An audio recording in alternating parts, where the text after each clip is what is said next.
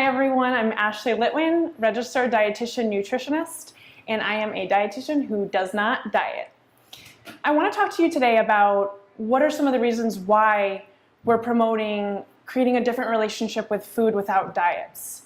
We live in a society that is constantly bombarding us with pressures to be thin, pressures to have a perfect body, pressures to eat a certain way. And a lot of us subscribe to rigid food rules, we try different diets, we might even think that that will be our savior, be our saving grace. And we find that diets can really bring us on a rabbit hole. We find that we get away from knowing when we're hungry, knowing when we're full, and we feel very chaotic with dieting. One of my amazing colleagues and friends in our field of nutrition and dietetics, Rebecca Scritchfield, wrote an amazing book called Body Kindness, and I reference one of her flowcharts in this book quite often. So I want to go through a couple points of this with you today. The title of it is Diets Do More Harm Than Good, and I'm here to tell you why. So we're in this place, we're in this society where we don't feel good about ourselves. We feel that our self-worth and our value is tied into our weight or the number on a scale or the size of our clothing. We don't focus on what we're doing in our life, what ambitions or goals we're seeking, what successes we're making, and we're getting away from a genuine appreciation for what our lives are and having it being based off of physicality and the external image that we're putting out into the world. So you might have found yourself in a place where you're saying, oh God, I hate this part about my body, I hate this part about my body, I don't like my lower body, I don't like my upper body, I don't like my hair, my skin's too light, my skin's too dark. I mean, we've all been there, right? Okay, I'm not alone on that. So we get into that place and we say, okay, what can I change about my body? The quickest and easiest and most common thing that we do is say, all right, how can I lose weight? Maybe you've heard about a neighbor or a coworker that has tried a different diet here or there, maybe the Atkins diet or paleo, or possibly juice cleanses or fasts. And we say, you know what? Let's give that a shot. Let's give that a try. Maybe that will be the answer to my prayers. So we start off on Monday. Typically, a lot of people start diets on Mondays. Have you ever said the term, oh, I'll start my diet on Monday. Oh, I'll be better on Monday. This weekend is whatever, but I'll be fine on Monday. A lot of us get into that mentality. You might start a certain cleanse or detox or form of elimination, which is ultimately creating a deprivation.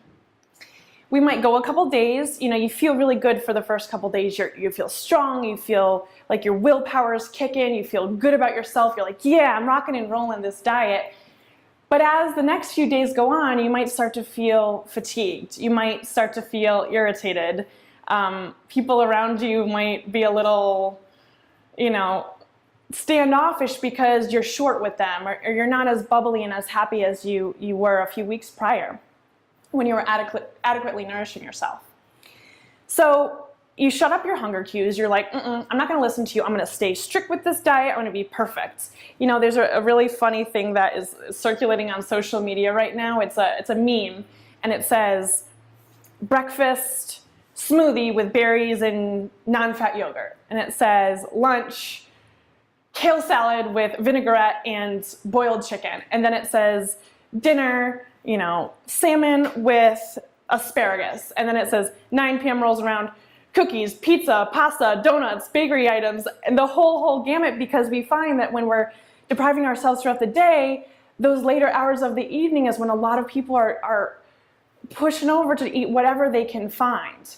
And they're saying to themselves, why am I out of control? Why am I so chaotic with food? Why is this relationship happening? So then we start to obsess about food. We start to consume most of our days thinking about when our next meal is, planning who we'll eat with, who we won't eat with. Are you going to go to that social event? Are you not going to go to that social event? And food is now the dictator of your social life.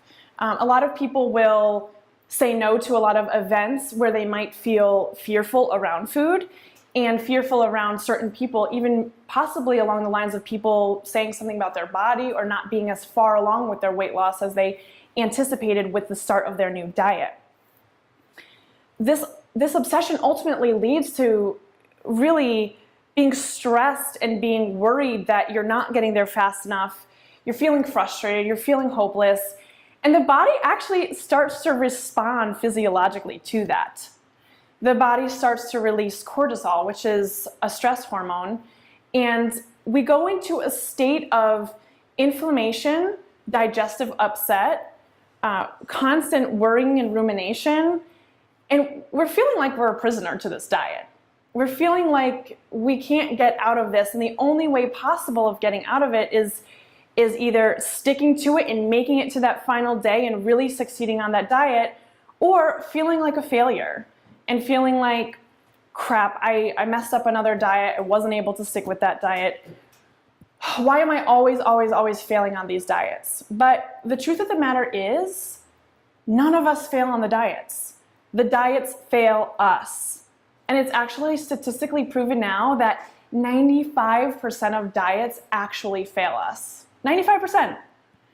And for some reason, societal pressures or pressures from our family or just the internal pressure that we feel, we always think that we have to turn back to that diet industry and say, wait, give me another answer. Tell me another diet plan or another meal plan that's gonna be my saving grace. That's finally gonna get these pounds off. That's finally gonna give me the body that I want and ultimately the life that I want. And that's where that relationship gets really finicky. The question really is, why does being a certain number or a certain size dictate the life that you have or the life that you are living? Something to think about. So as the stress hormone builds in our body, along do other hormones that are really, really affecting our cravings and our hunger.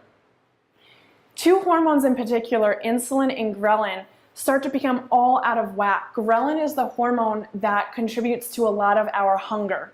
Okay, you can think of ghrelin, hungry, right? And that hormone is actually a beautiful natural hormone that we all have in a natural balance with insulin. But when we start to deprive ourselves and when we start to get restrictive, that hormone is out of whack. It's like, hello, I'm going bonkers. I want everything. What can I get so I can really satisfy this need and satisfy this craving? And that's internally driven. That has nothing to do with our willpower or our decision-making process. It is truly, truly physiological. It's more powerful than any decision you could make with just willpower solely. And you might have heard the word hangry. You get angry, you get lonely, you get tired. We're hangry because we've been depriving ourselves. And again, it's manifesting in a lot of ways: out of control feelings, feeling like we can't stop eating, feeling like we can't stop obsessing about food, and it's ultimately getting more and more chaotic. Along comes the guilt and the shame. We feel shameful, we feel guilty, we haven't been able to stick to this diet. Why is it that whenever we've started a new diet, we can't stick with it long term? And the message there is, it's because we've gotten away from adequate nourishment. It's because we have gotten away from laying a foundation of food and balance and structure in your life, and you've become completely out of sync with your natural hunger and fullness cues.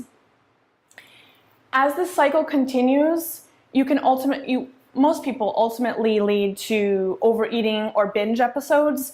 Now, binge is sometimes, a nasty word. I guess some people really veer away from the word binge, and binge can happen to anyone. A binge could be eating a large quantity of food in a short period of time, or eating many different foods that you wouldn't normally put together, but it's almost a frantic frustration to just get whatever you can all at one period of time.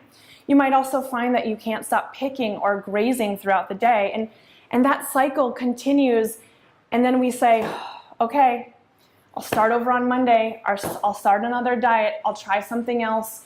Maybe that smoothie option that I thought would work for me will work better for me than the paleo diet, or maybe the Atkins diet will work better. But ultimately, if we constantly succumb to external diets that are restricting us and depriving us, we will always be on that yo-yo cycle of deprivation binge, deprivation binge.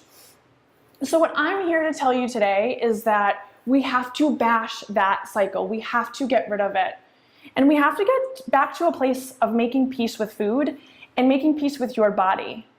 We have to get angry with the messages that society sends to us that we have to be a certain size or a certain weight or a certain fitness level. We have to start using the temple and the home that we were built in and be the best versions of ourselves.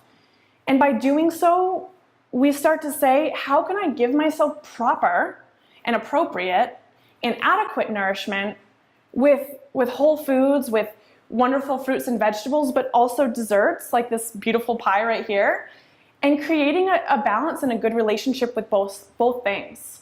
So I'm here to help you ditch the diets and get back to a level of nourishment, making peace with food and making peace with your body.